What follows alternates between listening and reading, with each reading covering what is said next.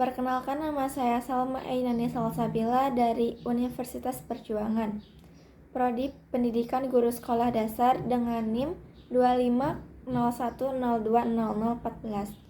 Di sini saya akan membuat video pembelajaran untuk menuntaskan tugas UAS dari mata kuliah Konsep Bahasa dan Sastra Indonesia yang diampu oleh dosen Bapak Isnayani Muhammad SPD MPD.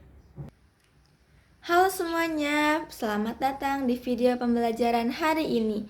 Sebelum memulai pembelajaran, alangkah baiknya kita berdoa terlebih dahulu. Berdoa sesuai kepercayaan masing-masing dimulai. Berdoa selesai. Hari ini kita akan membahas materi tentang legenda. Yuk kita bahas bareng-bareng. Sebelumnya, perkenalkan, nama Ibu Salma Ainani Salsabila. Di sini Ibu akan menemani kalian belajar tentang legenda. Pada pembelajaran kali ini kita akan mempelajari pengertian legenda, ciri-ciri legenda, jenis-jenis legenda, dan nilai moral yang dapat dipetik dari cerita rakyat tersebut. Sebelum ke pembelajaran, kira-kira apa sih legenda itu? Legenda adalah cerita rakyat yang dipercaya pernah benar-benar terjadi dan biasanya berkaitan dengan asal-usul suatu tempat, tokoh, atau peristiwa tertentu. Legenda diwariskan secara turun-temurun dari masyarakat. Ciri-ciri legenda ada 5. Yang pertama, bersifat tradisional atau turun-temurun. Yang kedua, dipercaya pernah terjadi. Yang ketiga, berkaitan dengan asal-usul suatu tempat atau kejadian. Yang keempat, mengandung pesan moral. Dan yang terakhir ada tokoh manusia yang biasanya dibantu dengan hal gaib. Sedangkan jenis-jenis legenda ada 4. Yang pertama, asal-usul tempat, tokoh atau kepahlawanan, keagamaan, dan alam gaib. Di sini Ibu ada contoh legenda Tangkuban Perahu. Yuk kita simak videonya bareng-bareng. Legenda Tangkuban Perahu.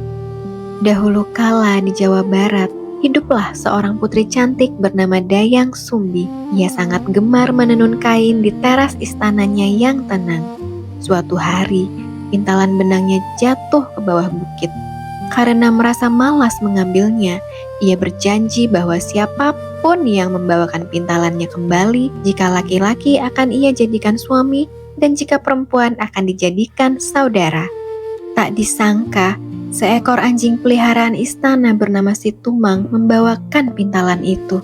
Dayang Sumbi terkejut, namun ia harus menepati janjinya.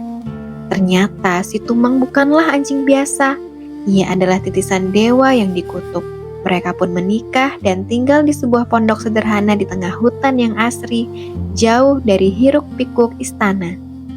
Waktu pun berlalu, dan mereka dikaruniai seorang anak laki-laki yang kuat dan tampan bernama Sangkuriang. Sangkuriang tumbuh di hutan tanpa mengetahui bahwa Si Tumang adalah ayahnya. Setiap hari, ia pergi berburu ditemani oleh Si Tumang yang setia.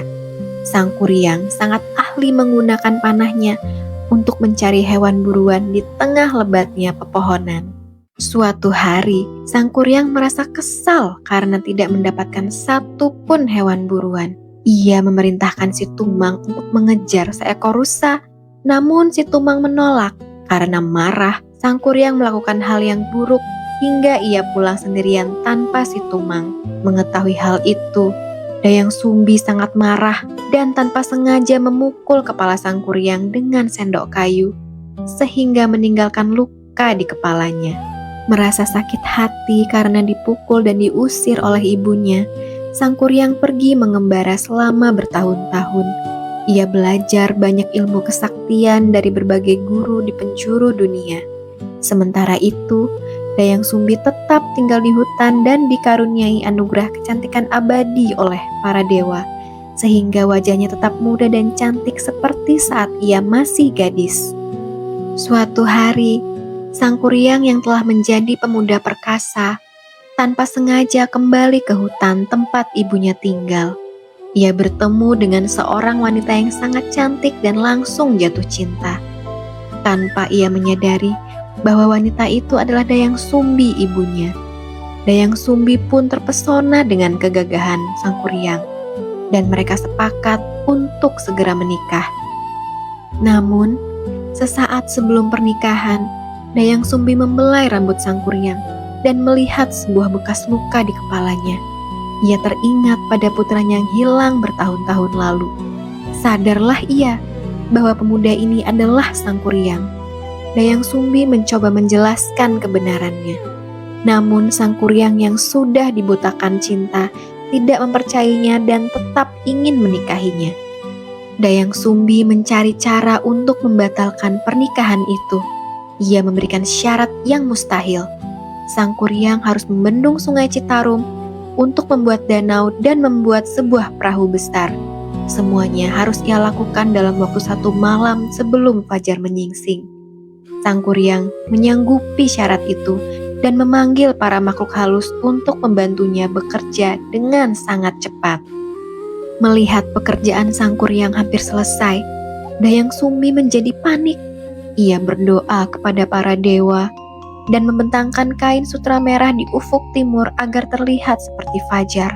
Ia pun memerintahkan warga desa untuk menumbuk padi agar ayam jantan berkokok. Mendengar kokok ayam, para makhluk halus ketakutan dan pergi meninggalkan pekerjaan mereka yang belum selesai sepenuhnya.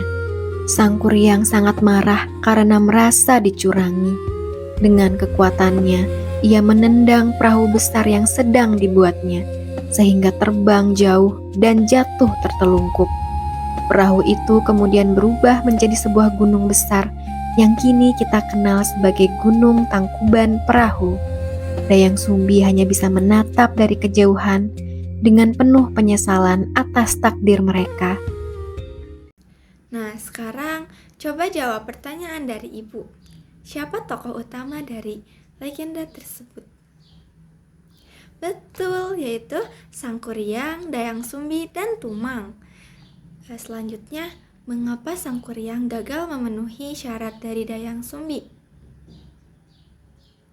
Iya, karena Dayang Sumbi membuat suasana tampak seperti pagi sebelum waktunya. Dan terakhir nih, apa pesan moral yang kalian dapatkan dari legenda tersebut? Iya, pentingnya kejujuran, kesabaran, dan rasa hormat kepada kedua orang tua. Tak terasa ya pembelajarannya udah mau berakhir nih.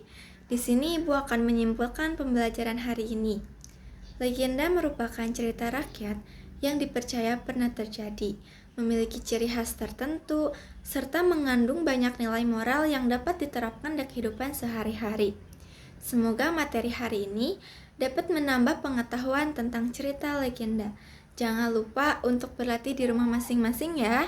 Terima kasih sudah mau belajar bersama Ibu. Sampai jumpa lagi. Bye-bye.